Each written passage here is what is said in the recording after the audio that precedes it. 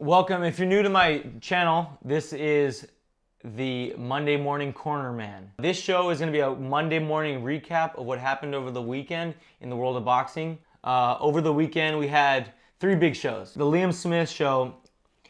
First of all, you gotta love a dude whose nickname is Beefy.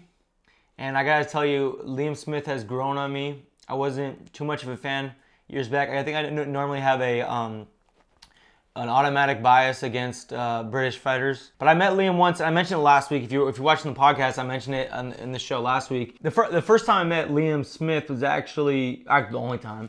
I didn't know who he was. I was just in a gym in Carson, California, at Henry Tillman's gym, and he was sparring with Hassan Nadam.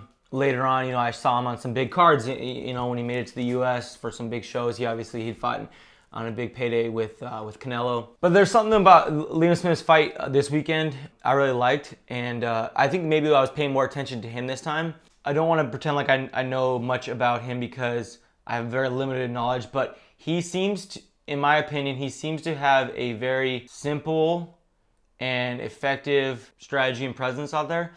He was doing a lot of stuff last night where a lot of his defense, like not a lot of slipping. A lot of his defense was really just blocking, and he throws a bunch of punches, and he's occupying you here in the outside, and then every once in a while he's popping something. I really love the way he would work in a little simple uppercut to the chin or to the torso. It was nifty, really. So I don't know. Maybe I should learn something from him because maybe it's a style that I can adapt to. I'm not too much of a flashy head moving kind of guy. Liam Smith, I used to not think much of you when Canelo was fighting you, but I'm starting to take a liking to you. Another guy, if you're new to boxing, if you're new to the channel, his little brother Callum Smith, he's the real deal. He's maybe the star of the family. There's like 5 of them that are all pro boxers. Then we also had on DAZN, we had another fight between it was Ryan Garcia fought. And Ryan Garcia has gotten plenty of coverage on this channel in the past. I'm never going to talk bad about another fighter, especially someone of caliber that is so much higher than my own. But I would cautiously take the advice of Trevor if I were him. His fight was not very impressive, only because, not taking anything from Ryan Garcia, only because he just got rid of the kid really early. I think he might got a little trigger happy at the end, and he just goes for it. Some people criticizing tonight he was, a little bit sloppy near the end. For me, I said I don't care because, when you smell blood, he just went for it. And congrats to him. What I love about Ryan Garcia was the way he called out.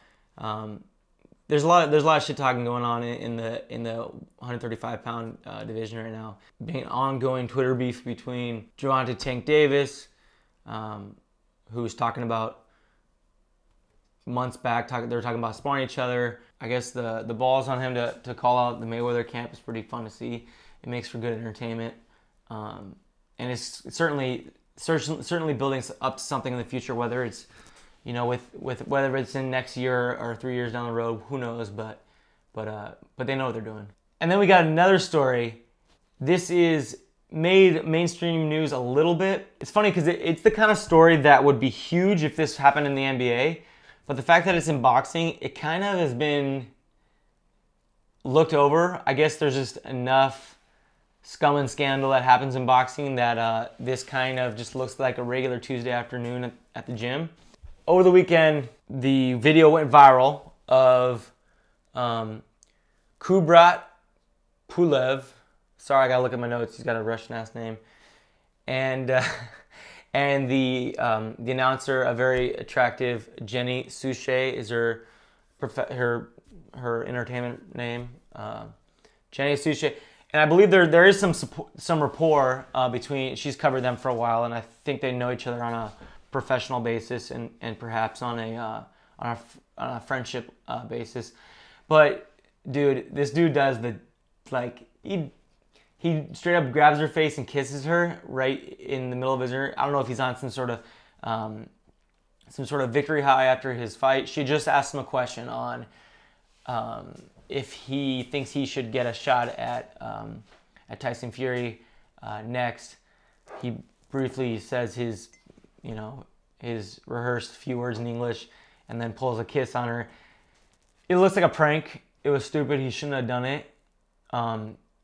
She was embarrassed, right? She looked definitely embarrassed, and I can't judge her on how she responded to it because she doesn't seem to be mad at the time. But if you're putting a woman in that situation where you grab her face and kiss her on camera in her professional arena, that's her job. You know, she's a reporter.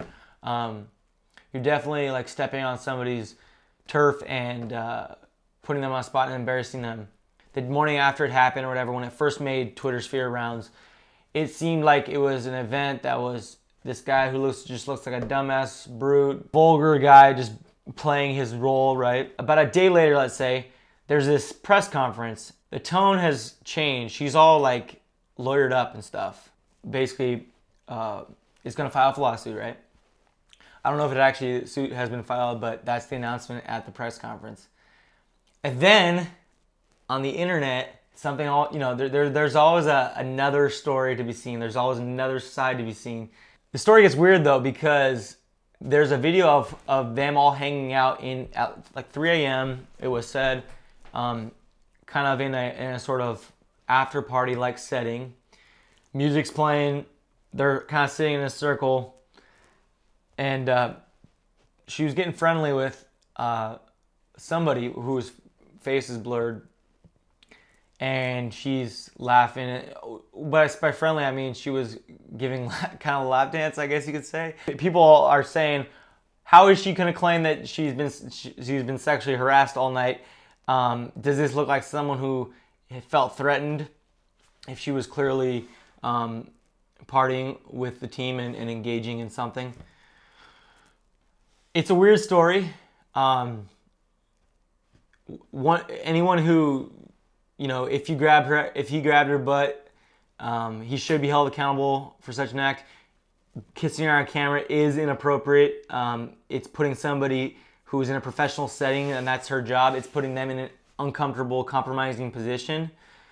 But the video sure changes the story, and not to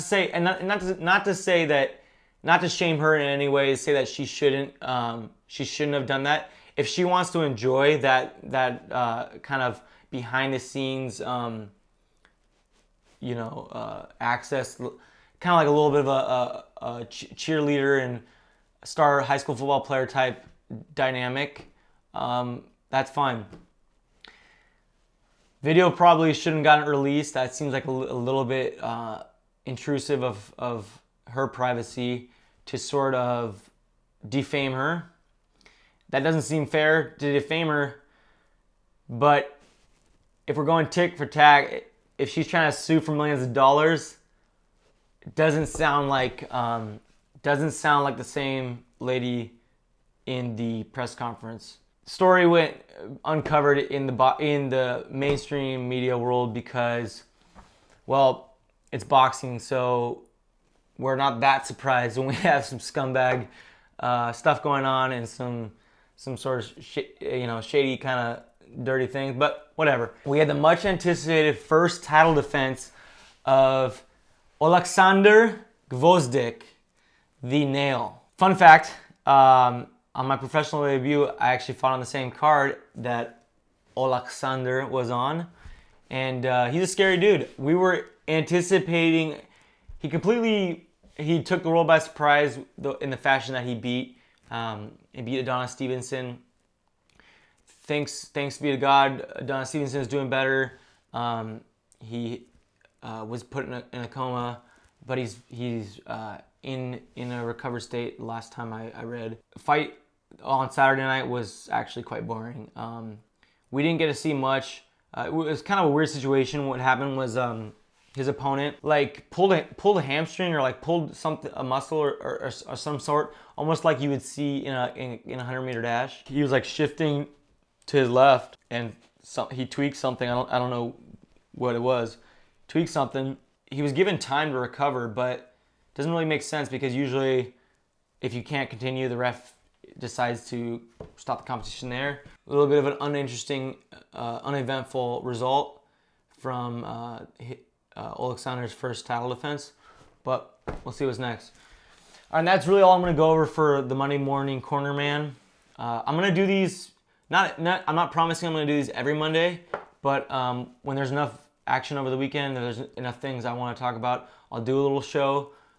This is the Monday morning corner man, and these will come out in addition to the podcast. These will be on the YouTube channel here. So I really appreciate you guys checking it out. If you have any comments, please let me know. If you disagree with anything, let me know. If you have any sort of dissenting opinion, holler at me, because I'm gonna learn something from it. I'm by no means an expert, but I'm just a lover of the sport. So I want to share a show with you guys. Thanks for watching. Please like, subscribe.